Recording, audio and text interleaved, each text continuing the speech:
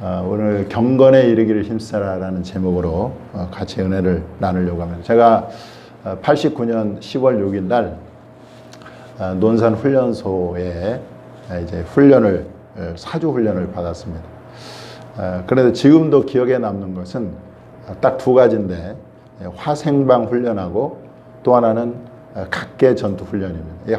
화생방 훈련은 이제 가스실에 방독면을 쓰고 가스실에 들어가는 거죠.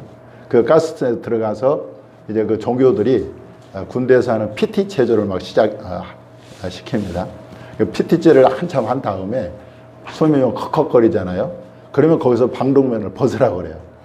그 방독면을 딱 벗으면 그 순간에 이 가스가 이 눈과 코로 확 들어와 가지고 막 그때부터 기침 막 나오고 막 콧물 나오고 눈물 나오고 막 그럽니다.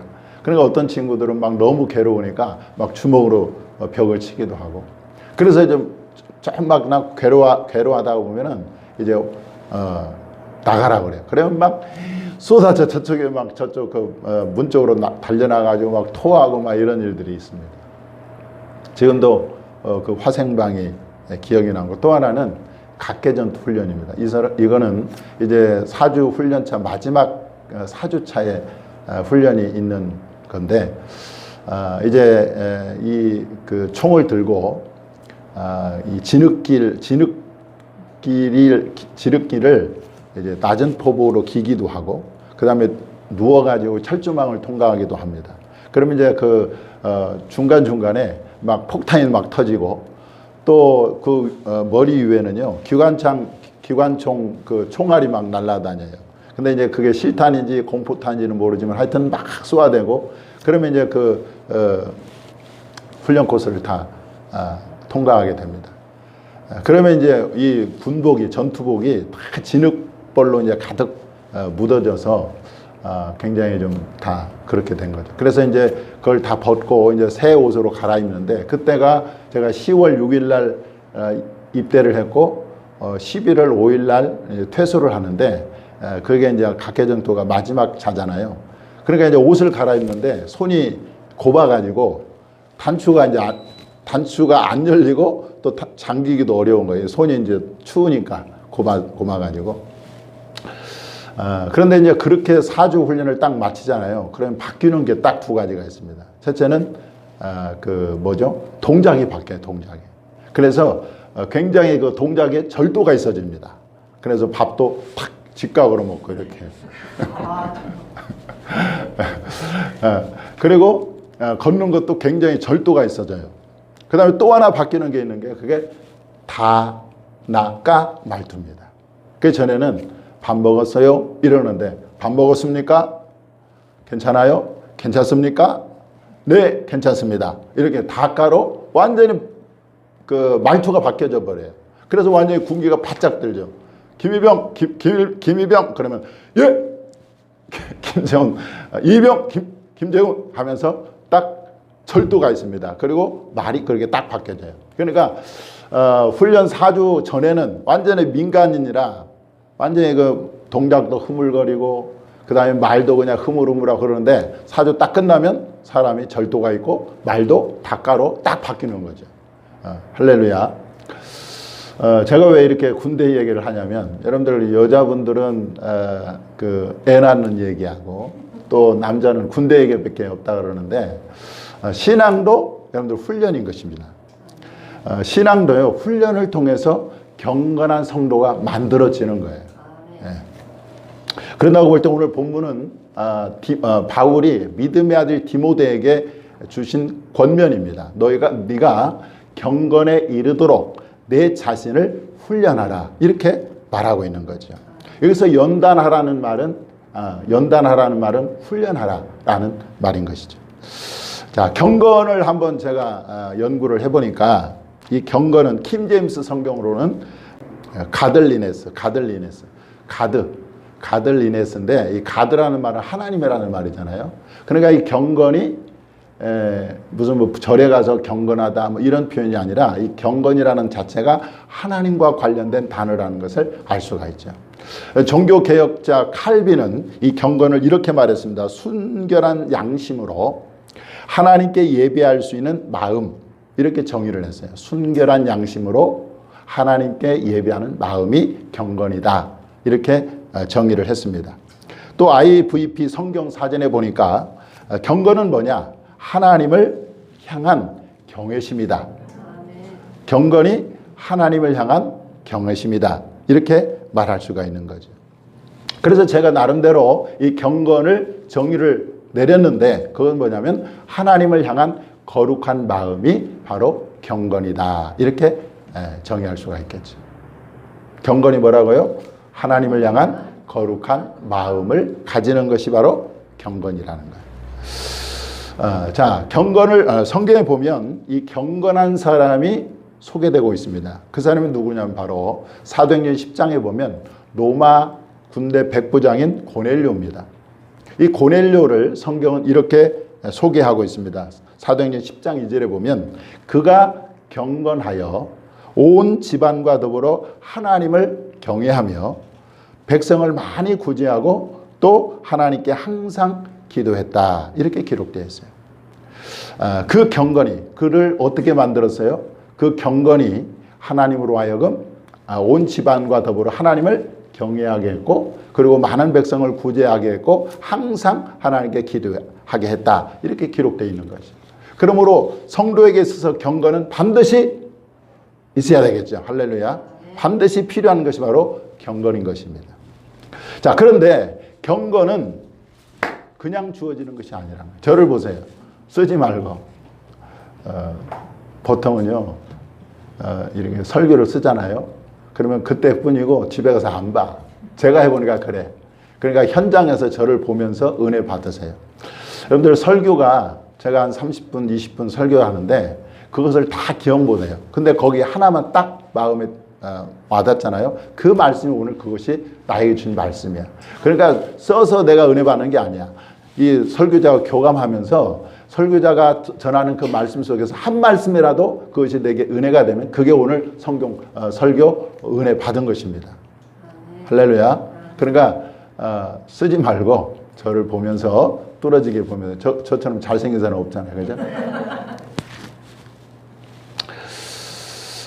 그래서 이 경건은 그냥 주어지는 게 아니고 여러분 그리고 교회를 그냥 다닌다고 저절로 이루어지는 게 아닌 것이 경건이라는 거예요. 그래서 경건에 이르도록 자신을 훈련해야 된다.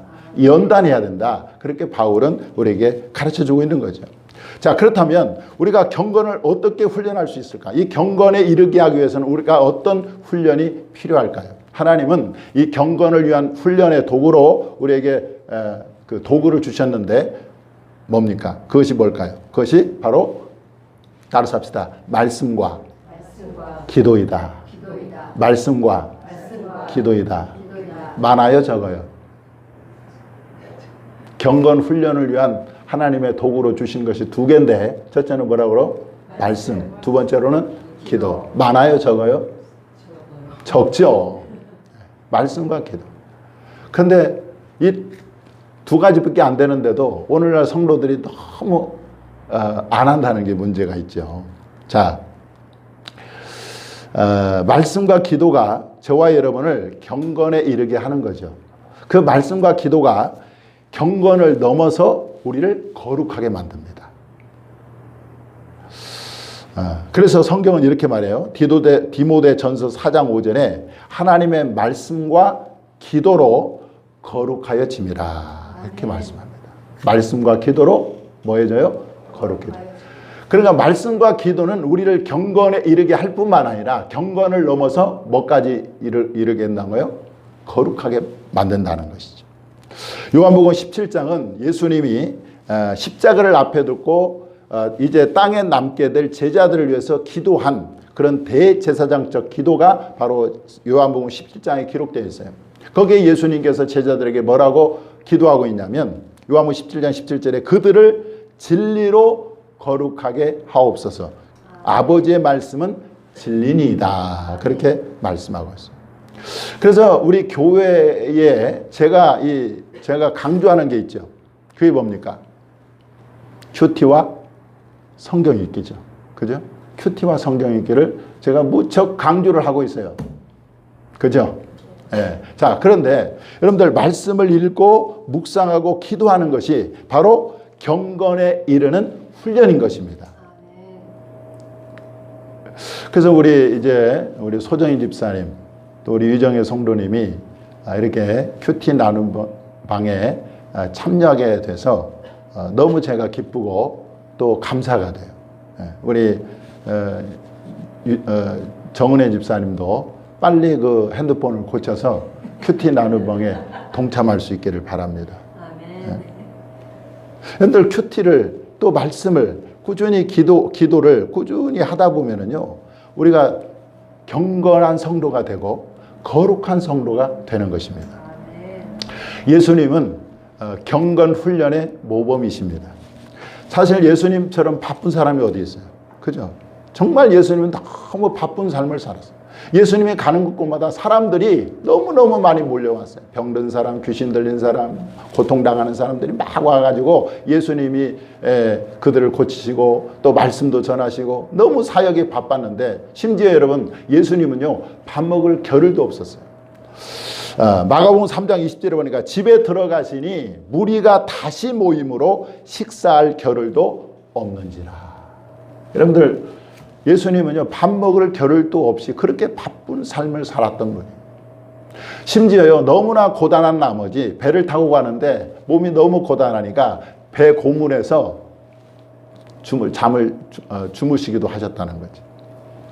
한 번은요 예수님이 계시는데 해필이면 사람들이 저물 때 왔어요. 여러분들 식당 한 8시, 9시에 가보세요. 주인은 좋아하는데 종업원들은 아주 얼굴이 사납습니다. 지금 빨리 끝내야 되는데 왔다 이거예요. 그런데 예수님도 너무 하루 종일 사역을 하시는데 그날은 저녁 때 해가 완전히 저물었는데 사람들이 몰려왔어요. 거기에 또 병든 자, 귀신들이 많이 왔어요. 그러나 예수님이 사역을 하고 그들을 치료하다 보니까 한밤중이 된 거예요. 완전히 한밤중까지 된 거예요. 자, 그러면 얼마나 피곤합니까? 그런데요, 예수님은 이 경건 훈련을 게을리지 않았다는 거예요. 그 다음날 바로 새벽에 예수님은 일어나서 한적한 곳에 가서 기도하셨다. 이렇게 성경에 기록되어 있습니다. 마가복음 1장 35절, 새벽 아직도 밝기 전에 예수께서 일어나 나가 한적한 곳으로 가서 거기서 기도하셨더니, 그 전날 밤 늦게까지 사람들을 가르치고 또 치유하고 고치셨는데 그 새벽에 일어나셔서 가서 기도하셨다는 거예요. 여러분, 우리는 얼마나 때로는 바쁘다는 핑계로, 때로는 피곤하다는 핑계로 이 경건훈련, 말씀을 읽고 묵상하는 일을 등한시할 때가 얼마나 많습니까? 여러분, 우리는요 예수님의 모습을 보면서 좀 도전을 받아야 될 줄 믿습니다. 자, 예수님은 이 경건훈련이 이제 경건훈련에서 그 훈련을 넘어서 그 경건훈련이 습관이 됐어요. 습관이. 그래서 예수님은 그 경건훈련을 넘어 습관에 따라서 감람산에 가서 기도하셨다는 것을 성경에 기록되어 있습니다. 2022년 11월 호 주만나 묵상 에세이지에 보니까 제가 한번 지난 6월 달에 한번 인용한 내용이기도 합니다만은, 영적인 느낌은 중요하지 않다. 기도할 말을 잘 알지 못해도 상관없다. 한 달 내내 같은 말을 똑같이 반복해도 문제될 게 없다. 기도는 습관이다. 기도가 완전히 내 것이 될 때까지 기도하고 기도하라. 여러분들 내 몸에 습관을 들이는 게 굉장히 중요합니다. 여러분들 좋은 습관도 일찍 일어나는 습관, 또 뭐 운동하는 습관, 이게 다 유익하잖아요. 마찬가지로 영적인 경건 훈련도 습관이 돼요. 습관이. 그 습관이 되기까지는 많은 시간도 필요하고 노력도 수고도 필요하지만 그 습관이 돼야 된다는 거예요. 그래서 여러분들, 특별히 우리 그리스도인들은 말씀을 읽고 묵상하고 기도하는 것이 여러분들 습관이 될 수 있기를 바랍니다. 이것이 내 몸에 딱 장착이 되잖아요. 그때부터 우리의 신앙은 비약적으로 성장하는 거예요. 10년, 20년 교회를 다니는데도 전혀 변화가 없는 사람이 있어요. 신앙이 자라지 않습니다. 왜 그렇습니까? 이 경건 훈련이 몸에 배지 않았어요. 그러니까 주일날 썬데이 크리스찬은 있는데 그런 성도들은요 정말 신앙이 자라지가 않아요. 우리 교회는 이런 성도들이 한 사람도 없기를 바랍니다. 바울은 본문에서 경건은 범사에 유익하다 그랬어요. 범사에 유익하다. 그러면 경건이 여러분들은 범사에 유익하다 그랬는데 어떤 유익이 있을까요? 첫째는 죄악된 습관을 끊어지게 합니다. 죄악된 습관을 끊어지게 해요. 교회 다니면서도 우리에게는 이 죄악된 습관이 있을 수 있어요. 이 죄악된 습관은 우리 신앙생활을 굉장히 방해합니다. 그래서 내가 그것을 한번 좀 고쳐보려고, 끊어보려고 우리는 노력하죠. 애를 쓰죠. 그리고 때로는 결단도 합니다. 결심도 합니다. 그런데요, 여러분들 내 마음에, 내 생활 속에 붙어있는 이 죄악된 습관들을 쉽게 끊어지지가 않아요. 사실 그 떨쳐내기가 너무 어렵습니다. 그래서 때로는 그것 때문에 좌절도 하고 낙심도 하는 것이 우리의 모습이에요. 그런데 여러분들 경건훈련, 그 죄가 그런 죄악된 습관에 대해 있을 때에, 끊고 싶은 죄악이 있을 때에 여러분들 경건훈련에 계속해서 매진해 보세요. 그러면 어떤 일이 벌어지냐면 뭐가 오냐면 하나님의 은혜가 임해요. 여러분들 내가 내 힘으로 내 죄를 끊으려고 하면요, 그건 율법입니다. 내가 결심하고 막 이를 깨물고 막 나한테 스스로 매지라고 해도 절대 죄를 끊을 수가 없어요. 그런데 내가 경건 훈련을 하다 보면, 말씀을 읽고 기도하다 보면 뭐가 임한다고 그래요? 하나님의 은혜가 임하는 거예요. 하나님의 은혜가 나타나게 됩니다. 그 은혜가 그 죄를 끊게 만드는 거예요. 잘못된 습관을 끊어지게 만드는 것입니다. 이것을 잘 보여주는 말씀이 디도서 2장 11절 12절에 나와 있습니다. 모든 사람에게 구원을 주시는 하나님의 은혜가 나타나 우리를 양육하시되 경건하지 않는 것과 이 세상 정욕을 다 버리고 신중함과 의로움과 경건함으로 이 세상에 살게 한다. 이렇게 나와 있어요. 하나님의 은혜가 나타나서 경건하지 않은 것, 또 이 세상 정욕을 다 버리게 만든다는 것이죠. 그리고 우리를 경건하게 살게 만든다는 것입니다. 그래서 제가 한번 명언을 한번 만들어 봤어요. 무슨 명언이냐? 한번 따라서 합시다. 경건은 죄를 죽이고 죄는 경건을 죽인다. 예, 이게 제 명언입니다. 경건을 하면은요, 죄가 죽어요. 근데 내가 죄 가운데 있으면 경건이 죽습니다. 이게 굉장히 유명한 말이에요. 그래서 여러분, 죄와 내 죄악된 습관과 끊어보려고 막 씨름하지 말고 경건 훈련에 힘쓰시기 바랍니다. 그러면 결국 죄는 나도 모르게 점점 끊어져 나가는 거죠. 할렐루야. 자, 그 다음에 두 번째 경건의 유익이 무엇이냐면, 경건 훈련을 통해서 우리는 점점 거룩해지는. 여러분들, 천국은요, 거룩하지 못한 사람은 들어갈 수가 없어요. 왜냐하면 천국은 거룩한 나라이기 때문에 그렇습니다. 여러분들, 죄인은요, 하늘나라에 어울리지가 않아요. 우리가 가지 못할 자리에 앉아 있으면 굉장히 좀 불안하잖아요. 좀 어색하고 부담스럽잖아요. 마찬가지요. 이 땅에서 죄인으로 있는 사람이 천국에 가서 앉아 있으면 부담스러워. 무슨 말 알겠어요? 왜냐하면 성향이 다르니까. 내 안엔 죄악이 가득하고 천국은 거룩한 나라인데 서로 안 맞는 거예요. 그런데 내가 경건 훈련을 통해서 내가 거룩해진 사람이 되잖아요. 그러면 천국과 너무 잘 맞는 거예요. 그래서 천국은 어떤 사람이 가느냐? 거룩한 사람이 가는 거예요. 거룩한 사람. 근데 그 거룩을 어떻게 우리가 이룰 수 있어요? 경건 훈련을 통해서 거룩해질 수 있는 거죠. 한 말씀만 제가 여러분들에게 말씀드립니다. 이사야 35장 8절에 보니까 거기에 대로가 있어 그 길을 거룩한 길이라 일컬은 바 되리니 깨끗하지 못한 자는 지나가지 못하겠고, 이렇게 말씀하고 있어요. 또 계시록 21장 27절에 보니까 무엇이든지 속된 것이나 가증한 일 또는 거짓말한 자는 결코 그리로 들어가지 못하리라 말씀하셨고, 히브리서 기자는 거룩함이 없으면 아무도 주를 보지 못하리라 그랬습니다. 여러분들, 마지막 때가 되면은요, 사람이 두 부류로 딱 나눠집니다. 두 부류로 확연하게 확 갈라져요. 하나는 한쪽 부류는 경건한 사람의 부류고 또 한 사람은 불경건한 사람으로 나눠져요. 한 사람은 거룩한 사람이 거룩한 사람의 부류고 한 사람은 불의한 사람으로 나눠집니다. 그래서 경건한 사람은요 더 계속 경건해져요. 거룩한 사람은 계속해서 더 거룩해져요. 그러나 불경건한 사람은 더 불경건해지로 빠집니다. 불의한 자는요 더 악해집니다. 이게 딱 나눠져요.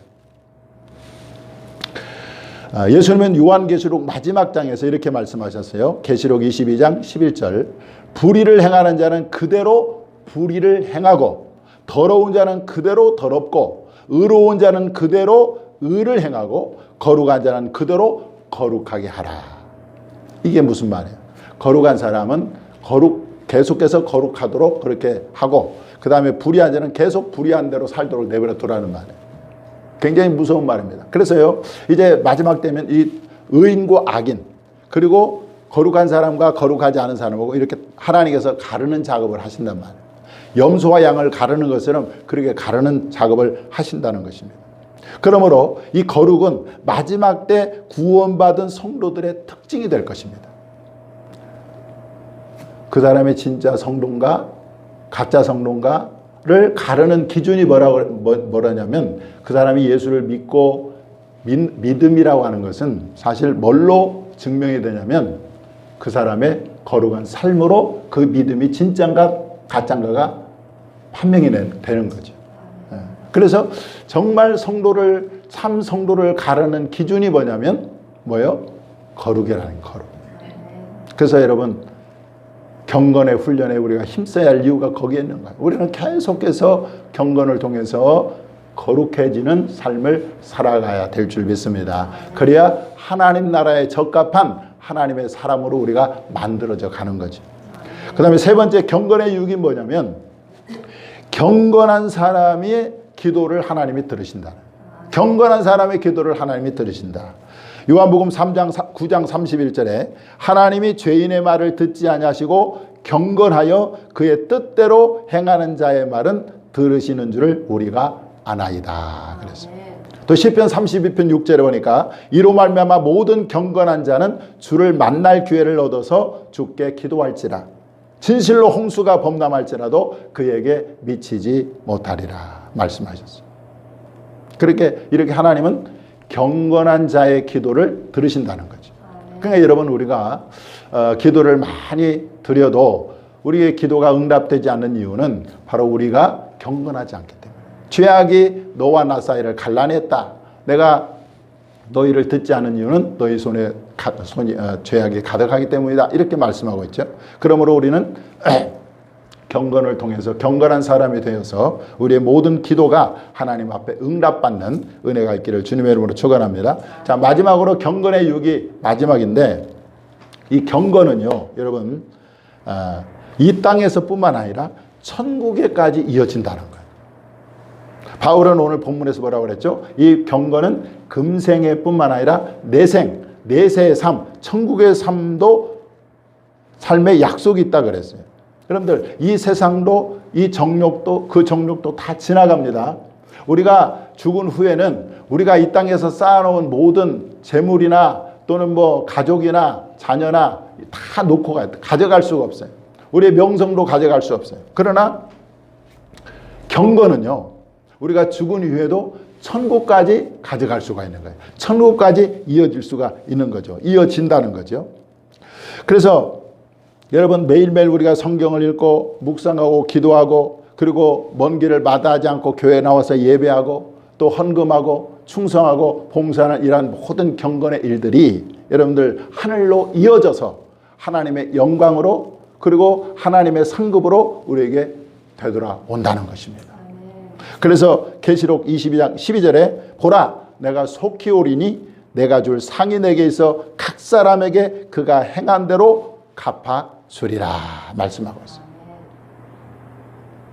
말씀을 정리하겠습니다. 여러분 경건은 뭘로 된다고 그랬죠?